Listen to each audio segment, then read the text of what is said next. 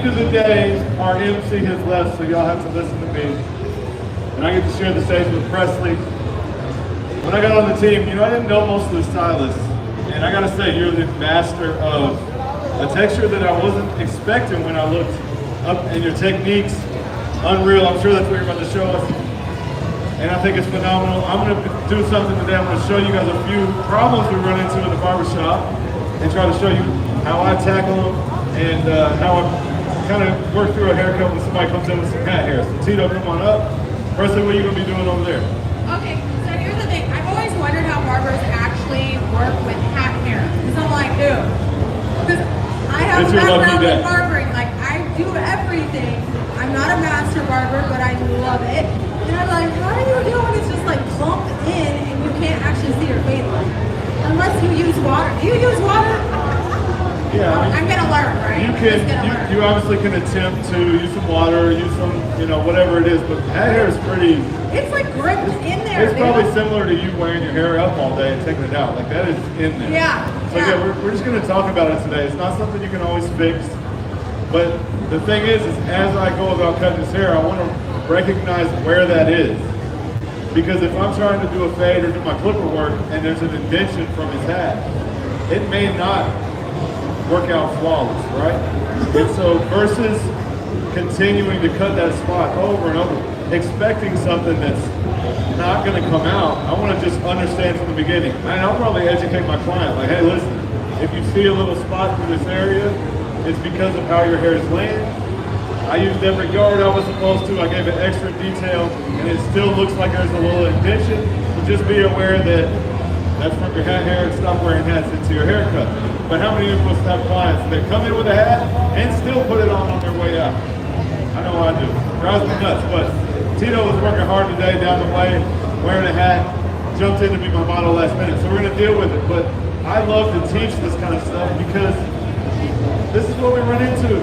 I love to have perfect models up here. It makes me look good, but sometimes he's a perfect model. I'm not saying but like it's real life, though. Real life. It's real life. Yeah, I absolutely have clients that come in wearing a hat, and I have to deal with it. So the first thing you want to do is, like I said, educate them why it's a problem, and that, you know, I really can't give you the best haircut. I hopefully can get pretty close, but that is hindering the possibility of doing that perfect haircut. And so I'm going to do my best, and I'm going to work with what I got, but I'm going to pay attention to, it's worse on this side. Can you all see the line that's in the hair? And so I just need to remember that as I'm going, if there's something that's just not coming together and it's right there, I need to remind myself that that's why, versus taking the guard too high to get it and it's still there. So we're just going to be paying attention to that as we go. And Jacob is here. All right. Jacob's joining the crew. So these two right here, I know you guys are familiar, but two of the best stylists that I've been get to share a stage with. It's crazy. So we're gonna hopefully bring you guys plenty of knowledge. Bye, it's good to see you. Travel safe. My coworkers are like, whoa. You know, and I'm like, oh wait, I must be like, whoa, because I'm working with that. So, you know, a long time ago, well, not that long ago, you know, when was it, like a year ago, we had a dinner, and at Babyliss, they were like giving out these kind of funny trophies, and they gave me a trophy voted most likely to get lost at an event. That was real, that happened. It is also very true. But one of those things is like we tend to just look down with our head down, like we're going like this, right?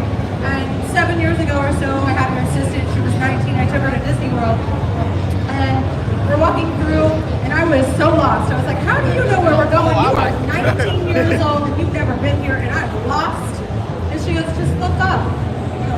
Oh my God, a whole new world! Like everything over there was like, "Oh my God!" Like there's signs for everything, and I actually applied that to my life. So when you're looking at your life, look at the people who are around you, not at the ground in front of you, and that tells you where you're at. Believe that the people that you have around you are who you are. So I'm going to be teaching you the same thing, so not the same as what he's doing, but like working with real life situations and getting the best that you can out of it, right? Okay, so we're working with curly hair that's lower density. Now, where's mom at? Jen? Okay, so Emily, mom's not here, but you can't see her hair on the bottom. Can I use my light cape? Okay, mom said I can do it. So you can see that now. I was like, oh, Presley, I didn't know your mom was here. Oh, my mom. You're She's talking all about about I got moms. I got lots of moms. We got moms everywhere. I got like my Cosmoprop moms, then I got my Babyless moms. That's about it, really. I've never met my mom. Then I'd have like a bunch of brothers that I want to kick in the shit all the time. I'm like, oh, I love you. Tell us how you really feel. That part. Alright, so we're going to be working on lower density hair that's curly. She wants it to be more rounded. So we just cut her hair over there, but I want to impart on you, and when you're working with curly hair, I want you to think about color. I know. But there's a process when you're working with hair color, right? You put lightener on, you're working with the pigment underneath, you lift it to a certain level, you pre-tone, then you tone it to the color you actually want. You feel the hair shift multiple times in the application of that color. That's what curly hair is going to do. Okay, so open our minds to the understanding that the hair is going to shift with different applications. So it's going to shift with water. The fabric's going to shift with humidity in the air. It's going to shift with tension. It's going to recoil, like all the things. So if you're trying to make a perfect sphere, guess what? It is not going to dry that way, right? So what you want to do is set in your framework, and then after it's nice and finished, polished, clip any little ends that don't belong. You have to think of each coil like a spring, and weight is on it when it has product, right? Weight is on it when it has water, and its lack of weight is going to expand it when it's dry. So right now, we're not going to judge the shape that her hair is. Afterwards, we're going to make sure it's shaped perfectly. Yeah? Yeah, because your model's hair is gorgeous. I'm a little jealous. This is similar. I've been looking to cut her hair for a few years now. Anytime, she's a hairdresser too, so anytime we like happen to be at some events, we cut her hair. One time, Ben and I both cut her hair at the same time. Oh my gosh, shut up. We called it two guys, one cut. Oh no! Oh my god! I knew that was coming. What do you do? What? Why is that weird? Oh. Anyway, so phone. I'm doing it myself. It's the last one of the day. Anyway, so we're starting off her face frame here. I asked her what she wanted. I thought the presentation was at 3:45. Sorry, you guys. I apologize. You're fired. So she said that she basically wants what we normally do, lift her layers up a little bit around her face. I asked, do you want any weight taken out on the inside? She said maybe a little bit through the ends, because she wants the ends to go kind of like taper a little bit, so it feels a little bit skinnier on the ends, but not to feel like her hair is thin in general. I'm going to do a haircut that I always jokingly call the grudge cut, because with each one of these sections, we're just taking diagonal sections back, like start off with your regular simple face frame that you do all the time, and with her looking straight ahead on that section. After that, with every section that we do, we're going to have her look down a little bit more, and we're going to lift it up a little bit higher. That's just going to allow us to get the higher elevation without having us doing like this with our arms, without our body through so much. We're going to put her a little bit instead of us. We're going to have her look down a little bit. So she was looking straight ahead for a section. The second section, we're going to tilt her down just a little bit, and I'm just going to keep pulling this hair to the same place now. So with every section, technically, the elevation is getting higher, but I'm not having to change my body position to make that happen, which is just going to make, me hurt less over time. I know you do a lot of stuff like this too, Rusty, right? You like move your clients around, you tilt heads around. Well, I think Ira does the time travel. Sometimes you're like in 3, and then you're in 6, and you're going backwards in time, and then you're in a I spaceship. do military time, Ira. What happens now? I love Ira so much. I'm like, I don't know where the spaceship is landed, but I'm gonna take it somewhere. So pulling everything to the same place. On this side, I'm standing behind just to make it a little bit easier, and then we're just carving short lines, carving in and out as I close, and then sliding my left hand just a little bit each time, so that we're getting a little bit longer each time. But we're really not adjusting the length all that much, maybe just like cleaning the length up some. So we just do that every time. The reason I call it the grudge cut is because look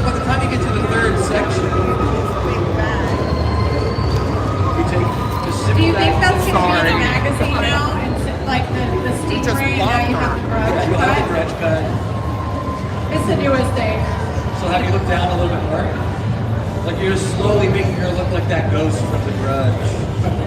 Or is it from The Ring? The Ring, yes. The Grudge was when the girl's up in the corner. Oh, you're right. Oh man, I've been lying to myself for years about this. Changed it. We used to call it the hoodie as well. Like if you go short with it, it looks like you're wearing it like it's the whole piece of a hoodie. All right, so I'm just going to continue now, working all the way to the back, bringing these forward, lowering the elevator, or lowering her head shape a little bit each time so we get a higher elevation. We'll come back and talk about styling. So yeah, I'm moving right along over here, and if you guys have been attention, the first thing I did, again, back to the hat here, what they want to do is make sure, and this is how I do every haircut anyway, but before I start my fading, my tapering, when I say fading, usually I just do my clipper work, I like to get wherever that clipper work is going to be consistent. And we're talking about the look of hat hair being inconsistent. Well, the first thing I did was make sure all this hair, that the guard's been over it multiple times, and that I did the best I could do to make sure this was a number 2. And you guys still see the hat hair? Okay. So the idea is that if I went this way and that way and brushed it and combed it and went over it plenty, that once he washes it, it's going to be consistent. So I'm going to just try to get that out of my brain that that looks like that and think that it's okay, right? You can see after that, my foundation is there. I've set my bald line at the back, the sides, and for me, this is my process because I had to come up with something that was simpler, that I could forget about the length on top, which is something that messes us up sometimes. When we get the clipper in our hand and there's a bunch of hair on top, it becomes more difficult than it has to.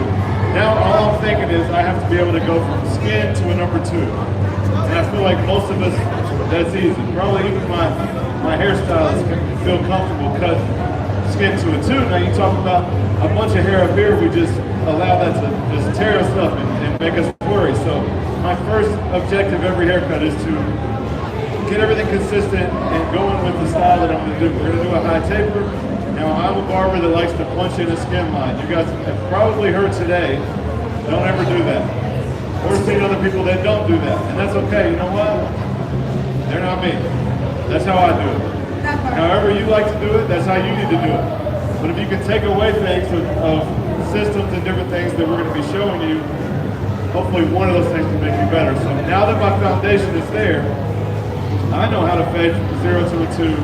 I do it the same every single haircut. All the changes is the placement of where it's at.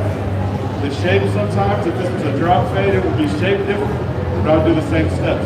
Now I'm using the T45 collaboration clipper with 245. Super cool for me if you guys aren't familiar. I also work with 245. So right on time with me joining the Baylor's Pro team, we do a collab clipper and I get to use it up here in front of you guys. So this clipper has a taper blade on it. So most of our clippers now come with our MIM fade blade. The fade blade is always going to be a little bit shorter. So if you can see, hopefully some of you can see, the one on my right hand has a bevel to it. You guys see it? It's going to cut a little bit longer. See the difference? And it's going to also assist in this motion that we want that is going to taper on its own. It's the taper blade. So I use this for this first step up that I'm going to do. I do a combination of fading up and fading down. So I'm going to step up in the open section, is what I call it, where we can really see those follicles and see the hairs as we work up. Once we get to a 2, the hair's dark.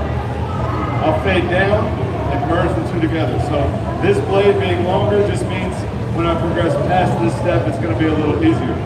So following my guideline, I go up about a ½ inch. I'm setting a pretty harsh line. But like I said, because I'm using the taper blade, I know my tools and I know what's going to take that line out, so I'm not worried.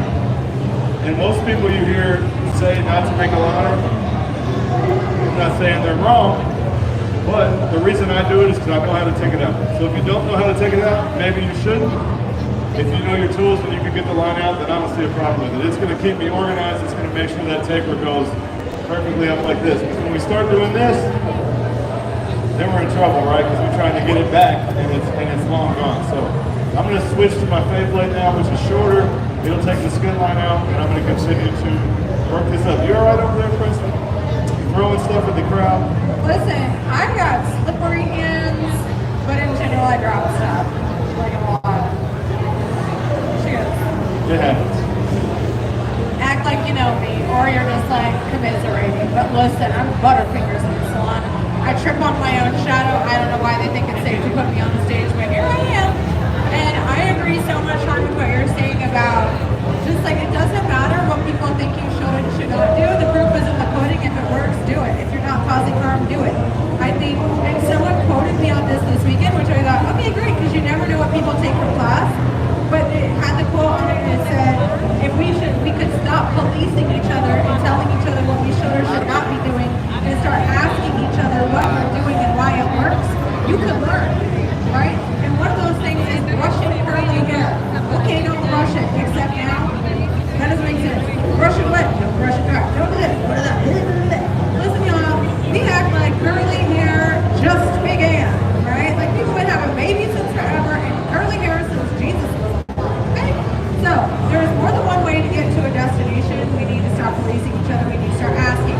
Now, I am combing her hair, brushing her hair right now, and I'm using my bounce curl brush to get her curls nice and separated. She has extremely fine hair, but here's the thing.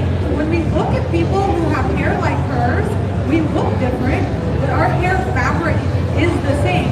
Our curl pattern is completely different, but both of us have silky texture with a cotton feeling to it, and that means that it is not good to manipulate this hair. You need to be gentle, because let's say you did a whole head of finger coils on it, and you're like, you're gonna have these perfect foot, it won't work out. It's gonna go flat. It does not like to be manipulated. When you're working with a wool satin, now we're talking. You can get it big, it'll do everything for you, okay? But this hair, we're going low, and low manipulation. So what I'm doing with my brush, the same thing that I would do with any tool, I'm going down and out instead of up, over, and back. Because I'm styling her with the lowest volume that I can, because her hair naturally expands. But I want her hair to look dense, right? So I need it to be as compact as I can possibly get it. Does this make sense? Because you can see through her curls, and if they expand, we don't want to see light as much as possible through them. So I need the hair to compact on top of itself. So if I went up like this, it's going to make a big bump right at the base, and then it's going to push the hair even further out this way. Her hair naturally, by nature of it, is going to expand, so I don't need to make it do that. In fact, I need to work what might seem counterintuitively to push it down, knowing that the hair will naturally lift for me. What I'm talking about here is working with and not against, understanding the fabric that you're working with and what it's going to do for you, and knowing that you are not responsible for that work. Yeah? All right, so I'm just going to continue through the crown here. We are going up and over the crown, which will yield volume, but this hair is going to lift forward. She did want it more rounded, so this is my little way of giving that to her in the most natural way possible. But you can see that it's not lifting at the base here, it's going down. But when it lifts, it's going to shift and create a little bump. And that bump will be dictated by the height of her apex. So if you can think of the head as two brushes, your round brush and your flat brush, right? So if you move hair this way and over direct, it's going to lengthen out. If you move hair this way or this way, it's going to lift up and expand, whether you're cutting, whether you're styling, right? So I'm going to continue finishing this up before I use my style switch. I'm so excited. All right, we finished her layers. Now we're just going to clean up her perimeter a little bit. So because it's so long, and luckily, like right now, I can see that there's not really much elevation between the chair and like her back, so that's actually okay. If you have a chair that comes out really far, I would suggest have them stand up, because you're really not cutting at zero if you're letting them sit with their hair elevated by the chair. So I want the perimeter to be a little bit round. So that means that I can have her look down a little bit. If you're looking for a square perimeter and you have your client look down, you cut a little square line in. When they look up, it's going to round out a lot. So really the debate between should they look up or down when you're doing the perimeter, I think it just depends on what shape you want to make and how you want to approach getting there. So it's like, if you want it square, I usually have them look straight ahead, cut it square, have them look down, and then refine it when it rounds out a little bit. If you want it round, you can usually have them look down right away. As long long as you're not looking all the way down so far, the line will change in a minimal way. It will just add to the roundness that you're already putting in. Now I'm doing the length after I did the layer because now that I've layered it, less hair is going to reach the length. If there was no layers in the hair previously, this top section may have come all the way down to the length, and I would have to take multiple sections to get there.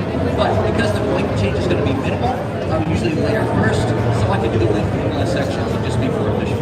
Okay, so we're just opening all of this out, the natural fall, just looking at the shape, being what's there, and then we're just going to kind of do that same short to long motion where we close all the way out and just clean up that roundness. Again, because we're not really trying to change the length all that much. We're just wanting it to look a little bit cleaner. You know, we'll follow that same shape. You have to really propose to it. To get all the way down there. On this side, we'll do the same thing. So we go in, and we kind of like close as we come out. So you don't want to close all the way in. You're in and then out as you go. Just taking off anything that looks too skinny. Creating that nice little soft, like round in the hair. The layer, like layering that way, like face framing a little bit. Sorry, a little knot there. Will already give you that sort of round shape or the V cut or whatever. Just depends on how extreme you want that to be, and really how much length you want to end up saving. You get clients that ask for a V cut.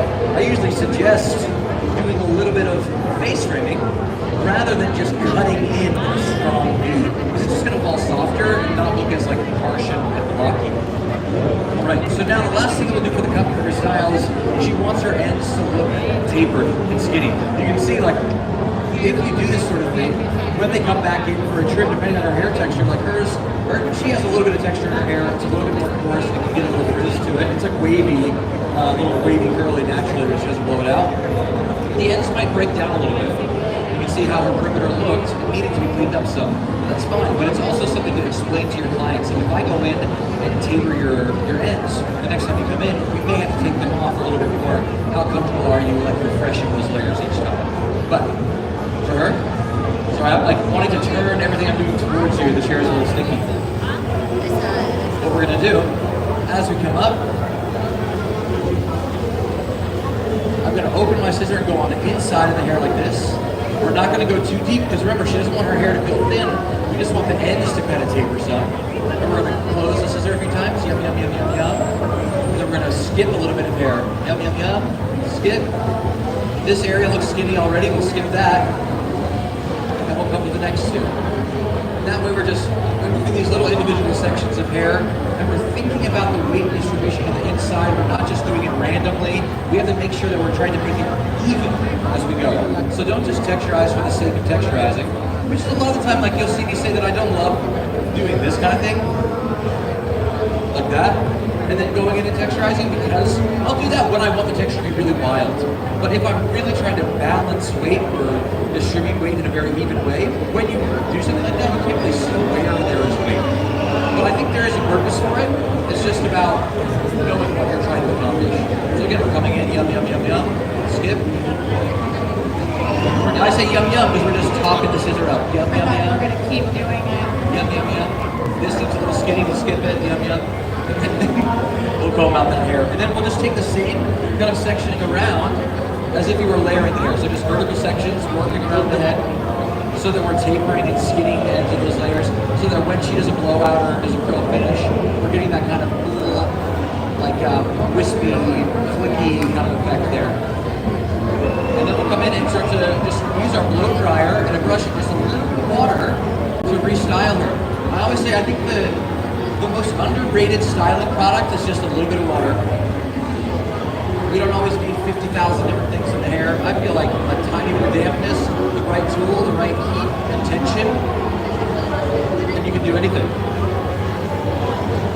So maybe one or two more sections here, and then I'll come back and finish with my blow dryer. So I'll just continue to the front, so we've got those ends looking the way we want. Ready? Yeah, so I'm moving along over here, guys. Both back tapering and the side taper done. I want to do this lineup. But I love some of the stuff you guys talked about. You know, something I'm big on is tools are made to work for you. And we can do so many different things, and there's so many different ways to use them. I love this idea that Chris was doing. I saw that. I might have seen that from you, but like make it work for you. Like, as long as your client's not doing anything crazy, like you don't want to make them do anything too wild. But our tools don't have limitations like sometimes we treat it. And one of my favorite things to do is trimmer over comb, which I was definitely not taught in barber school. But I think we limit ourselves sometimes because we're told that you have to use certain things. You have to. Earlier, I took the style switch with no attachments and used it like a blow dryer with no nozzle. Probably not how it was intended to be used. I love doing that though. But I needed it's like to a little blow lightsaber with Right, Joel said he would call it a lightsaber. But so yeah, like don't be afraid to bend it a little bit. Use something different. You know, like this hair behind the ear is always difficult for people. If they wear glasses, if they wear a hat, sometimes this hair is funny. So simple thing, and we'll make it look easier than it might be if you go try it. But we can just hold the ear out of the way, use our comb to push that. If that hair is coming back, I can bring it out, and I wish you guys could see it up close. There's hairs 3 times as long as that number 2 that I'm combing out. And I can use my trimmer. Why a trimmer? Because it's smaller to get behind the ear. And this is how I clean up laying behind the ear. But I'm sure you can see things that we're all doing that maybe would be like not what it says on the box, how to go about it. But get to know your tools. Get comfortable with them where you can make them do what you want. These are just tools for us to create. They're not cookie cutter, haircuts aren't cookie cutter, and you're gonna get a better result when you use these things to your advantage. Get to know them, learn what blade cuts better, what decolts better, what clipper you like to fade with. And your preference, that's up to you. I have different tools that I like, and the next barber that gets on stage might say this is their least favorite. But I'm using the compacts right here, if you guys can see. Preston was talking about compact. This is the new compact trimmer. Very small for any of you that have small hands and like a smaller trimmer. Feel like something's too big. A lot of people think the FX that's on the big side. This is my favorite. Again, it's up to you for your preference. I'm using the compact today. So what we're gonna do, this side's essentially done. You guys think it looks pretty good? Still got a little hat hair showing. This side doesn't have as much. One thing I like to do is to move on to my lineup before I spend too much time fading, especially when we got some spots in there and all this stuff, right? So one thing we can do is give ourselves a little bit of a rough look at how this finished haircut's gonna look. So if I have the hair's messy on top, we got some hat hair, the lineup's not there, there's scruff everywhere, the whole thing looks a heck of a lot worse. So one thing I can do to help my eye, is stop working on the clipboard for a second, come in, do the edge up on this side, maybe comb the hair a little better, how it's gonna lay, and I'm getting a little bit better of a glimpse of a finished haircut. Then I'll really see the small things that are left that I need to touch up. So if you guys aren't comfortable with edge ups, lineups, whatever you want to call it, the way I look at it is, we gotta take off as little as possible, but we have to make a line. So one thing I see a big problem, all my barbers did it, they bring me a haircut from barber school, what do you think? You didn't line it up. There's no lineup, because we're so afraid to push somebody back. So we have to cut hair. Anytime we cut a single hair, we're pushing back the natural hairline. I don't know anybody, Tito, you know anybody that's got a perfect hairline? No, it doesn't grow like that. So we're pushing hair back no matter what. We just want to minimize it, right? So I'm looking, I want to take off as little as possible. Let's see where I can get where you guys can see it. So I'm going to start very safe. I can already see down here it's very light. And he has enough length that's sticking up. It's not short, it's not laying to his head. So I need to be careful and make sure I'm catching that hair that's hanging over the line. So we're just going to work. I always do the straight edge first that goes down the back of the neck. Move the ear out of the way, continue that up, and I'm taking some of those flyaways off as I go. Now as I get to the ear, which direction do you guys think I should go? Back to front, front to back. Who said so? Back to front. Why back to front? Because the hair's coming this way. If I do this, some trimmers, if they're set sharp enough, you can get away with it. But if they're not super sharp, then the still blade is going to push that hair first, it's just going to push it this way. So we need to go against the growth. So I'm going to move the ear out of the way again. I like to take my middle finger. One thing you don't want to do, I see barbers doing this. We're going to stand out here and do this. For one, you can't do it because you got to get the ear out of the way. But what if he moves? What if he sneezes? I'm going to take my middle finger on his cheek. Look what I can do now. What's that thing in school? Put compass. Yeah. I've been making school references. It's funny, I hated school to be honest, but I've been making school references. So using that, we can do that for the C cup as well. Where we're just going to pivot. You don't have to do it in one swoop. Pivot around, pull the ear down, pivot around to the front. And I'm going to go over this a couple times, like I said, until it's sharp, but I'm taking off very little because I don't want to overdo it and push it back. So I'm going to line up the rest of this, move on to the last taper, and then we'll do a little bit of a style at the end. Rest of what you got going over there, it's looking curly. Alright. Her hair is so gorgeous. So we cut her earlier, and remember how I said we're not looking for perfection immediately because the hair is going to recoil in different lengths. So as I do this, from this angle, I can see all my zones, my external, my internal, my length, and my density. And what I'm actually looking for is it to drop down like this. But what I did in her haircut was leave a little bit of disconnect here because I wanted to make sure that the length of our hair looked as dense as possible. Now something you see in curly haircuts, and actually any haircut, is when we go into the 90-degree, we pull that, we cut that corner off. The thing about curls is they express everything with volume. So that is no different than doing it to straight hair, but what we see on straight hair is lines and then like underneath, right? And we're like, what happened to your hairline? Because we went in right above where our guide point was and we clipped that. It looks like this when you pull it off, and we clipped that out to be that straight line that feels so good for us, and then we took all the weight off the bottom. So in curls, it's gonna lift and shift out and the bottom is gonna drop down. I did not want that for her. So I left as much as possible because we're not working with really dense hair, okay? So secondary to that, we want it to be round, okay? So we gotta work with what we got, and I'm using my style switch here. Now what I like about this tool is that it's so gentle. The airflow is not like extreme, right? So earlier I did hair down to here and just gobs of curls, right? And I used two blow dryers. These. I used two Rapidos, okay? And I was diffusing like this, picking the hair up. And I had one over and one under, and I was able to work with one on the top and one underneath. But she does not need that, right? So it's not the same technique for every curly person. It's what do they need when and more. So if you got a boatload of hair, get two, okay? Don't use one. But she has the perfect hair to use a style switch. Now this thing's pretty freaking cool because it comes with multiple different, what are we calling these things? Attachments, thank you. So here's a little lock right here, so you just unsnap it, and then you get this entire friggin' thing. So you can round brush your hair and brush out your curl, do your blowout with this one. The attachment goes on.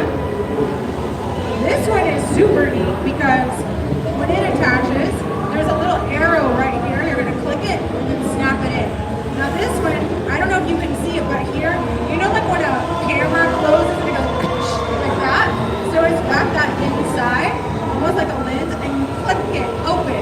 So you get the airflow really concentrated when you make the hole smaller and a little wider and softer when you make it bigger. So I might actually use this to stretch the roots of her hair, by the way.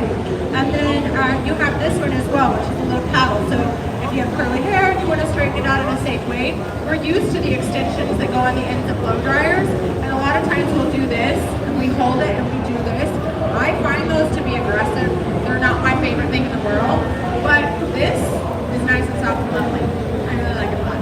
So the style switch is a really rad tool to have in your arsenal. It comes in this little bag, and you can just take it with you. So whatever kind of hairstyle you want that day, you can have it, right? So even better. So now I'm just gonna put this away, and we're gonna have you sit up for me. Thank you so much. Do you see how when she came back, it sat on her weight line? It's like, oh, that looks crazy. Oh wait, it actually went to the bottom. Okay, I see you. Right? So we just don't judge something based on exactly what we're seeing from specific angles. It's important, I think, to understand what we're looking at, where zones live. So we have lean, density, internal movement, external support system. So as she was down, I can see that I left my density like fully intact. So when she set up, there's very little variation in the perimeter of her hair. So as I'm sitting in this position and I'm eye level with her hair, I'm going to go through as it's in its collected version, and I'm just going to hold down here and do my tiny little bit of reconstructing there. So no tension on her hair, just left my reconstruction. Then I'm going to go for it. So I'm going to take all of her hair and decast it. Now, when we talk about decasting, we tend to put oil in our hands, right? So we're like, water, water, water, you need water, water to clump the hair. Okay, but here's the thing about water, is it evaporates. So then we put a gel on it and we're like, okay, so we have gel in your hair and water that clumps it together. What happens if the water evaporates and then you decast it, the hair clumps up? So I don't want a ton of fluffing on her because her hair's not super dense. We just don't have the support for it, right? So there's oil underneath my cast. So when I'm shampooing her, and this is also a great way to decast, is twist and give it a little, and that way you won't lose your curl. That's it. Like you're wringing it out almost, and the cast is gone. So we're just gonna shake her hair out.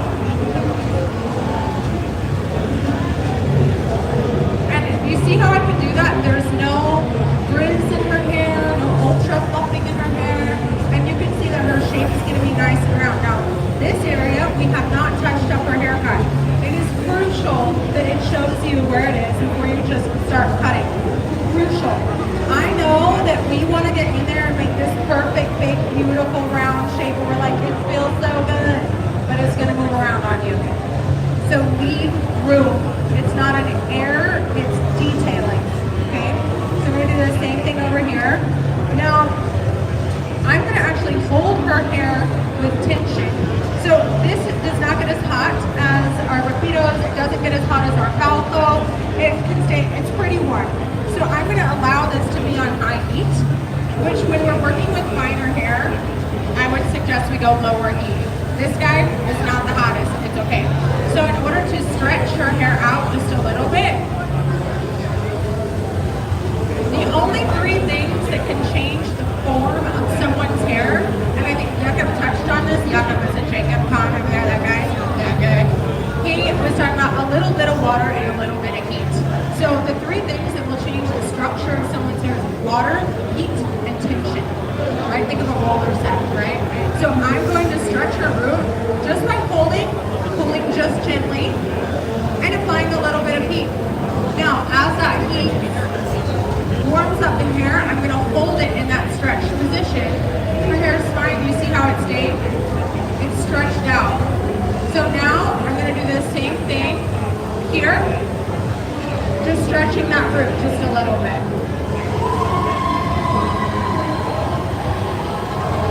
See? Came down nice and soft. I love that. And this is something that she can do at home, or anyone with curly hair can do. The cool thing, actually one of the many thousand cool things about curly hair, is that it'll hold any shape. Because there's so many connective bonds that it just has natural memory to it. So I think that that's really, really incredible, and it also makes it one of the easiest textures to actually work with when you start to understand and not be scared of the way that it feels or looks, you know. All right, I'm going to continue to stretch her root just a little bit at the base. Again, minimal tension. I'm leaving the ends down, so I'm only holding like the first 2 inches, just right on top, and just for a second until I can feel my finger warm. Once I do that, I'm going to let the roller set cool. Heat creates cool sets, right?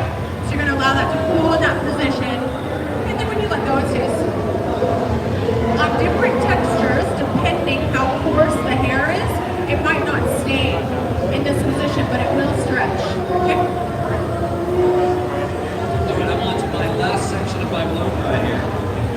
And I'm just doing a little twist out blow dry.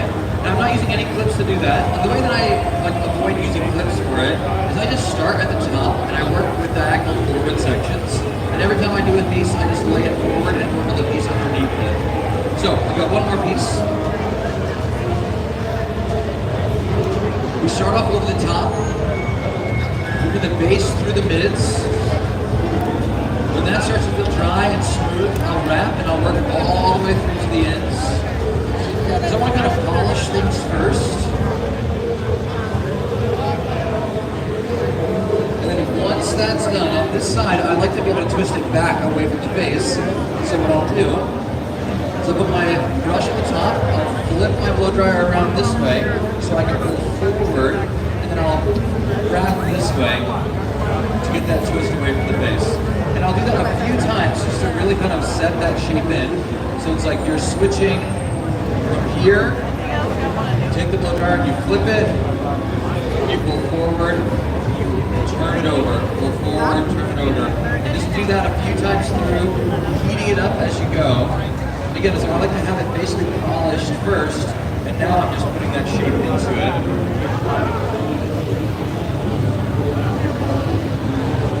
Afterwards, sometimes I'll like take the entire section, give it a little twist, and just heat it up a little bit more. Especially if someone's hair likes to fall a little bit fast, you know. Again, her hair holds on to shape pretty well because it's like a little stronger texture. And then we'll shake it out. It looks amazing wavy too. I really like it when she wears it natural. Alright, look up towards the ceiling for me. So from there, normally I would let it cool down a little bit more, but we don't have as much time. This chair does not want to show you guys the front. I know we have to like throw them around like, ugh. We work out. It's fine. I'll shake that up. You can see all the beautiful layer and movement that we got into her hair. And we get those kind of tapered, like flicky, skinny ends that she's looking for, just by doing that internal wave movement. But again, when we do that, because she didn't want her hair to feel thin, we make sure that we don't go too deep into the section. Maybe just the last like third of the section, maybe the last one fourth even. The longer you let that cool down, the longer it's going to last for you too. Alright, yeah, this is really stunning. Big beautiful layer there. And I'm done. Yeah. I'm finishing up over here. I was going to touch on, so I'm using the Nano Light Dryer, which is obviously a full blow dryer versus the style switch. Used the style switch earlier for diffusing. And I'll tell you what, as a barber, I didn't think that was a tool I was going to get sent or that I needed. I'm probably going to have them send me one out. So I'm going to work on this style. I want you guys to see something here. Everybody struggle with the crown at the back, sticking up. What do? Somebody say cut it off? Yeah, that's what we do most of the time. Ideally, we don't cut it off, right? And earlier we were talking about techniques to take you from an average barber, average hairdresser to the next. It is the details. That part. It's the leaving the crown and educating a client that, listen, if you go one more haircut and let this get a little bit longer, it'll lay down. Look at my crown. Anybody dealt with one of those?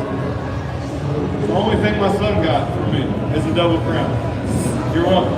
But yeah, we have to learn how to handle these things.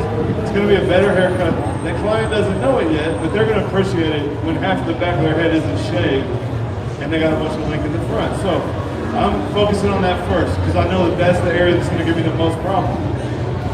A little trick I like to do, before we got into this, I put some hair tonic in his hair just to assist with a little bit of heat protectant from the blow dry. And I put a little bit of 245 indestructible clay, which is my favorite product. I'm going to add a little bit at the end to show you guys a little trick how to get a nice pompadour. But to get this to lay down, we're about done, right? I'm not going to be able to show that.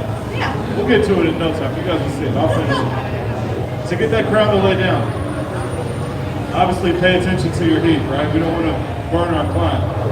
But I can get the air going toward it. If I need an assist, put my finger in the middle. You can see what it's doing? Laying down. I'm letting it go the way that it wants. That was smart. It may need a little product assist at the end, which is fine. I don't remember where I heard this, but if you can get something to do something with water and product, then it'll lay that way. So for now, I'm going to educate the client of, look, if we can dry it in the direction that it wants to go. And again, we're gonna always get the best result from working with how the hair wants to go. You prefer a pointer or middle finger there? Just switch it up, you know? It's like it matters. Yeah, I mean, Details matter. but again, back to using things that aren't what we're supposed to do. Yeah. You guys can do it however you want. You can blow dry with your hand. Yeah, like Now, whoever said you're not if you supposed to work do for that. a round brush company, you better be using that, but I can use my hand. But yeah, so I'm just gonna finish this blow dry. Appreciate you guys hanging out. If you wanna see how I do the front little trick, come pop over here when I finish them up. I'm gonna knock them out real quick.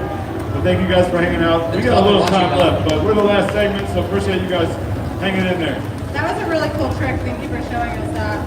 Well, you guys did all kind of cool tricks, so I was just trying to do something Just cool. trying to keep up. All right, so just want to touch base on one last thing. I think our haircut is beautiful. It's nice and rounded. What we were working with earlier was really uneven ends. You could see through it. You guys were there. You saw. So this is our finished result. Much more dense, much more rounded, and much more balanced. Now, I do want to touch on, I think, when we're using a diffuser. So, two things actually. The diffuser moves the air, so you do not move the hair. Meaning, you do not need to do this inside the hair. We're roughing it like this. We're not using like a regular blow dryer. If you don't want frizz, you need less friction. In, out, down. So lengthening, second thing I want to show you. Doing this as what we did today. I had her lean back in the chair. Now I see a lot of girly people doing this. There's nothing wrong with it. I don't want to throw shade. That's not what I'm about to say. There's time and place for everything. When your client lays back like this is a lengthening process. Okay? And when you hover, that allows the curls to lay long. You're stretching them out. Okay? When we flip our clients over like this, and then we push in with the diffuser, you're saying get smaller, get bigger. So if I was working with someone like I did 2 days ago, whatever today is, that had wanted big, beautiful, voluminous hair, she went forward and we pushed in on this area, but she wanted her length to stay long. So here we pushed and here we hovered. Yeah? Hovering is lengthening. So if you're wanting their hair to appear to be longer, leave them back and hover through your application. If they want it short and big, flip them and push. Does that feel good? All right, cool. Already done. You guys know that. Thanks so much for watching, everybody. Final segment is finished.